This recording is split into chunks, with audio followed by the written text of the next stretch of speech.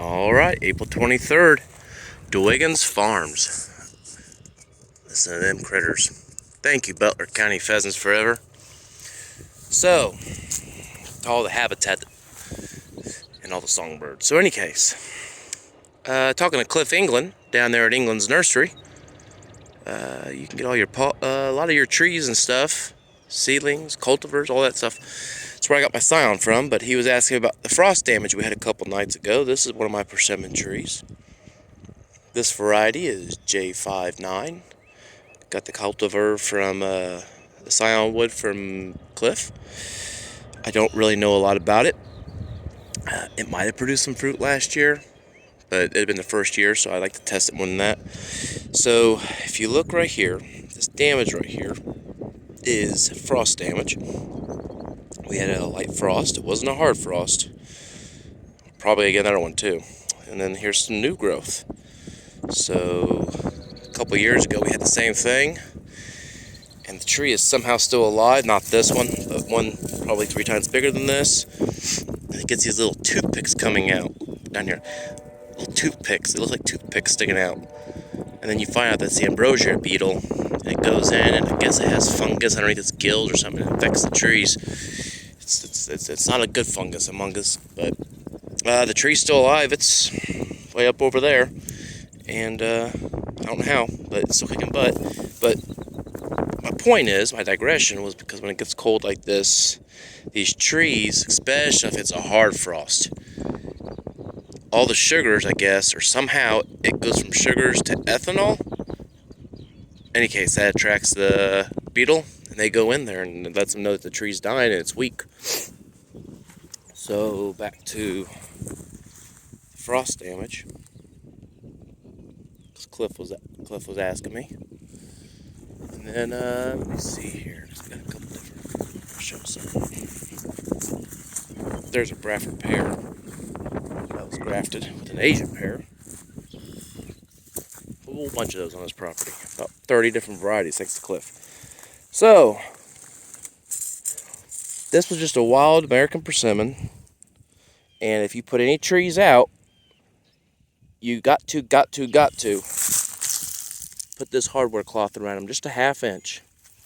And what that does is it prevents the rabbits from nipping in the wintertime, prevents the voles from getting underneath. If you more or less have it about that deep, maybe an inch, inch and a quarter, don't matter. If the roots grow through it, they'll girdle, and then new ones will grow. I don't care. And mice.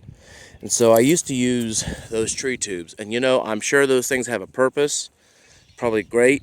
But for my purpose, where I'm planting trees and forgetting about them, the mice would get into those tubes, and they would just make this perfect little nest, and they would girdle all up inside there. And if I didn't do weed management, then the voles would make their nest at the base of it. So I was getting double whammied. So anyway, American persimmon, planted in 2013, before I even bought closing the property, as a seedling, thanks to Indiana Nut Growers Association. Bought it from Jerry Lehman, one of the persimmon growers. It's not really around, he's passed away. But in any case, so this right here is called Cassandra. I know nothing about it. Cliff England would. I know it's a good one though. Huma.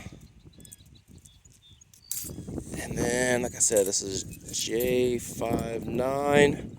And so see how I have this on I trimmed off all the lower stuff. I'm going to have to be mindful of bucks. Probably put a T-post next to this. They hate those. So they won't mess with the tree if there's like a T-post. Anyway. This right here is my bottom branch. So I know that this branch and all these other branches are J59.